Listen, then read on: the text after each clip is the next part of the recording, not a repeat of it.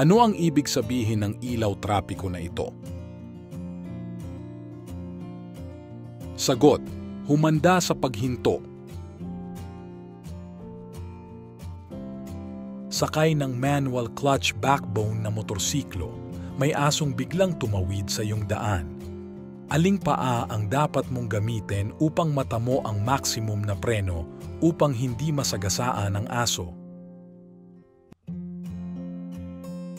Sagot: kanan.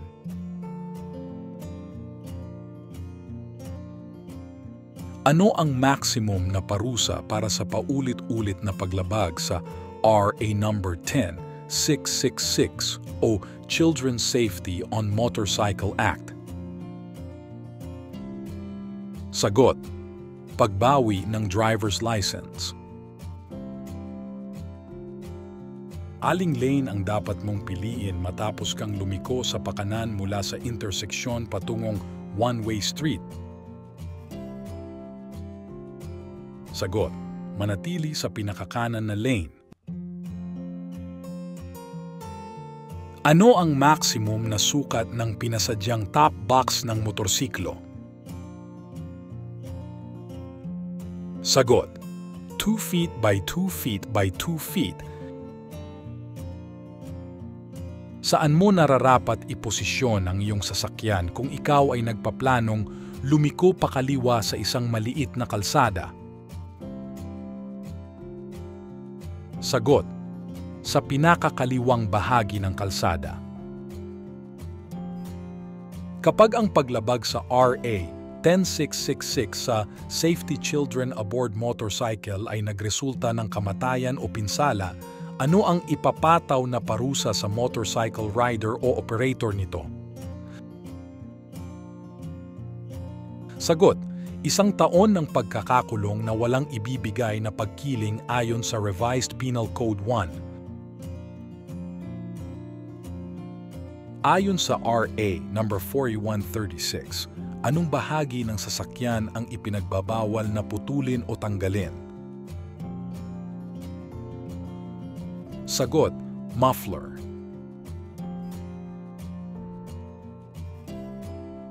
Kung walang mga pananda sa daan or pavement markings, ikaw ay nararapat magmaneho. Sagot: malapit sa kanang bahagi ng kalsada. Saan mo makikita ang senyas trapiko na ito? Sagot: sa haligi ng tulay-tawiran. May iwasan at mababawasan ang mga aksidente sa kalsada kung... Sagot: hindi binabalewala ng mga driver ang mga senyas pantrapiko na naroroon sa mga partikular na lugar. Bakit may mga nakalagay na rumble strips sa mga kalsada? Sagot: upang matawag ang iyong kamalayan sa bilis ng iyong takbo. Sa aling mga sitwasyong maaring gamitin ang telepono habang nagmamaneho ng sasakyan? Sagot: C.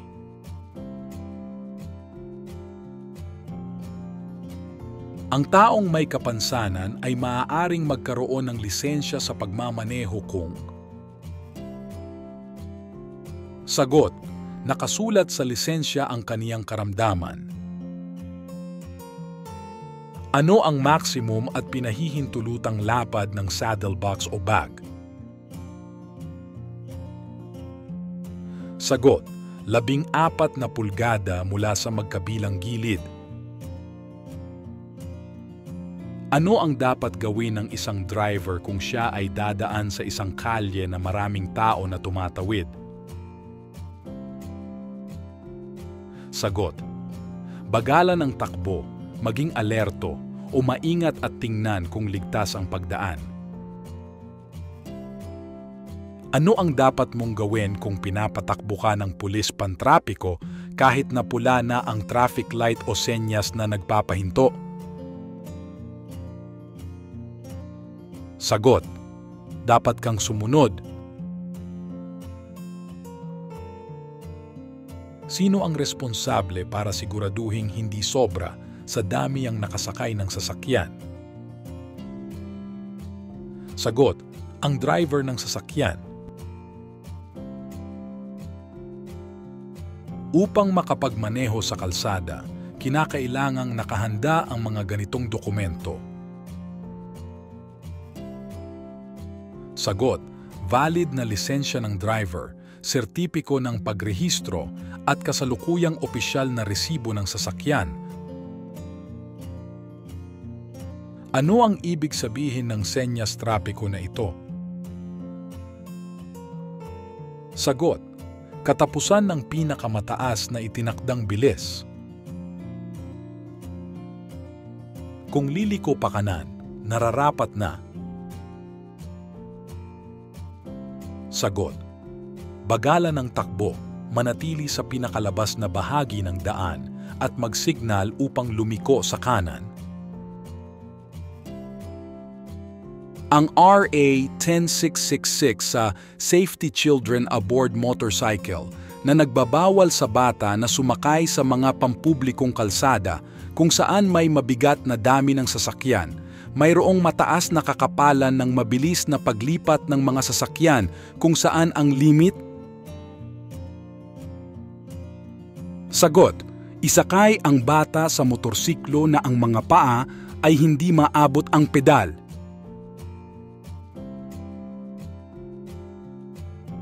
Maaari kang magmaneho sa pathway kung.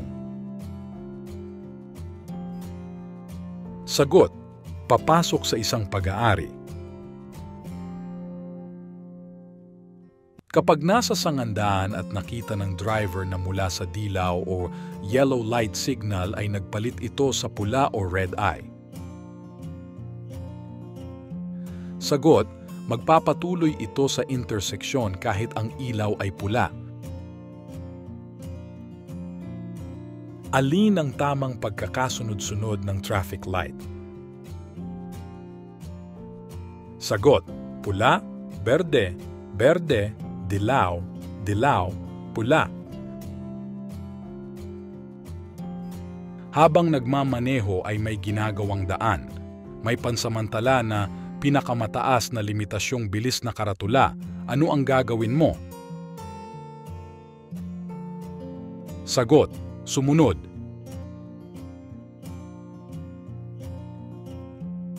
Magkano ang parusa para sa pangalawang opensa ng RA 10666 Children's Safety on Motorcycle Act of 2015? Sagot, 5,000 piso. Kung ikaw ay nasa ilalim ng impluwensya ng inuming nakakalasing habang nagmamaneho, malamang na ikaw ay.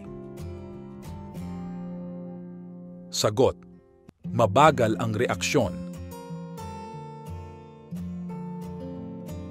Ang traffic light ay nagpalit mula sa berde pa dilaw habang pasangandaan ka. Ano ang dapat mong gawin? Sagot, huminto bago magsangandaan. Ano ang ibig sabihin ng pavement marking na ito? Sagot, linyang naghihiwalay sa magkasalubong na direksyon. Anong senyas pantrapiko na kung babalewalain ay may kaakibat na parusa? Sagot, regulatory signs. Ano ang dapat gawin kapag nagmamaneho sa highway na may maraming lubak? Sagot, bagalan ang takbo. Hindi maaaring pumarada o huminto ang driver sa tabi ng kalsada na may nakasulat na stop sign kung ito ay sakop ng. Sagot, 6 na metro. Ano ang isinasaad sa batas na dapat mo sundin kapag papalapit sa isang interseksyon na may isang stop sign? Sagot, itigil at magpatuloy kapag ligtas na gawin ito. Ano ang gagawin mo kung ikaw ay dumating sa interseksyon na may sirang mga signal pantrapiko? Sagot: ipagpalagay na ang interseksyon ay nakasenyas ng hinto sa lahat ng direksyon. Ano ang pinakamabuting gawin kung ikaw ay inimbitahan sa hapunan at alam mong ikaw ay magmamaneho pa uwi? Sagot: huwag uminom ng anumang alak. Kailan mo dapat tingnan ang level ng langis ng makina ng sasakyan? Sagot: kapag malamig na ang makina. Ano ang pinakamainam na paraan sa pagbibigay ng karapatang dumaan? Sagot: pagbibigay ng daan. Ano ang magiging resulta ng hindi pagpatay ng signal light matapos lumiko mula sa interseksyon? Sagot: makakapagpapalito sa lahat ng mga nasa daan. Ano ang kailangan mong gawin kung masundan mo ang truck na may ganitong kumukurap-kurap na senyas sa kaniyang likuran? Sagot: dumaan sa kaliwang linya. Saan hindi maaaring magparada ng sasakyan? Sagot: 6 na metro mula sa interseksyon. Ano ang dapat mong gawin sa kumikislap na dilaw na trapikong ilaw? Sagot: magmaneho ng maingat para itong give way sign. Kapag ang driver ay nakalabag ng pangatlong ulit sa RA 10666 sa Safety Children Aboard Motorcycle, ang kanyang lisensya ay masususpinde ng gaano katagal? Sagot: 1 buwan. Mas delikado na lumiko sa kaliwa kaysa lumiko sa kanan dahil? Sagot: mas mabilis ang mga sasakyan mula sa kaliwa.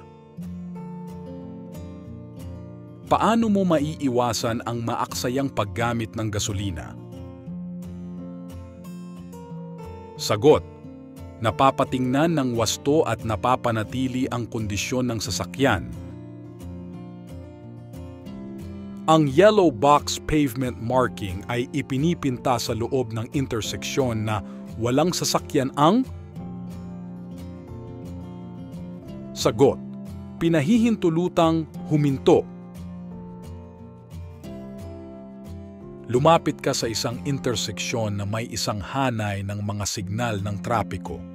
Ang mga signal ay blanko. Ano ang dapat mong gawin? Sagot: ituring ang mga interseksyon na mayroon pa rin mga palatandaan ng stop sa lahat ng direksyon. Maaari ka bang manatili sa loob ng interseksyon? Sagot: hindi maaari. Ang interseksyon ay nararapat na maluwag sa lahat ng oras. Ang asul na traffic sign ay may nakasulat na 60 kilometro bawat oras. Ano ang gagawin mo? Sagot: magmaneho sa minimum na bilis na 60 kilometro bawat oras.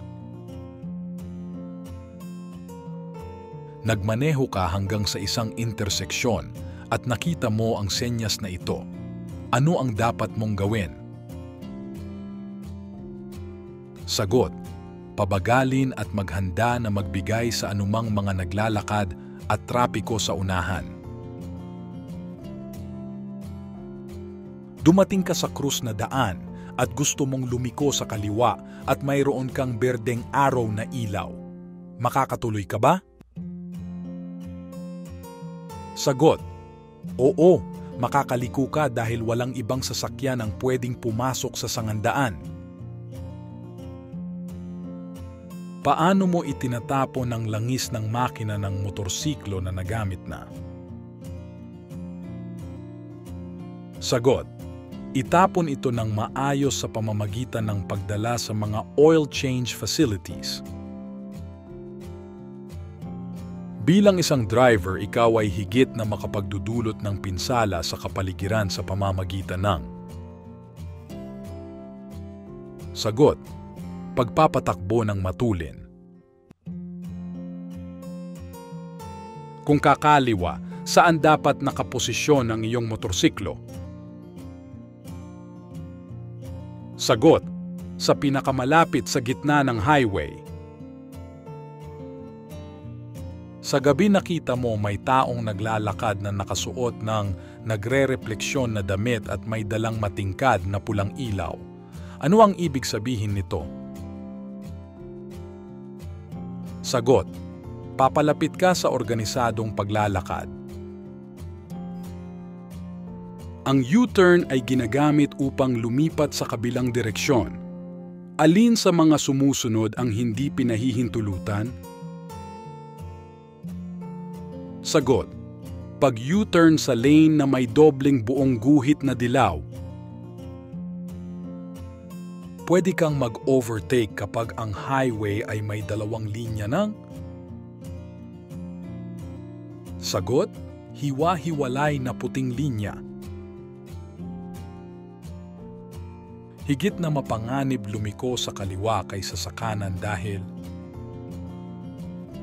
sagot: ang sasakyang galing sa kabilang direksyon ay higit na mabilis.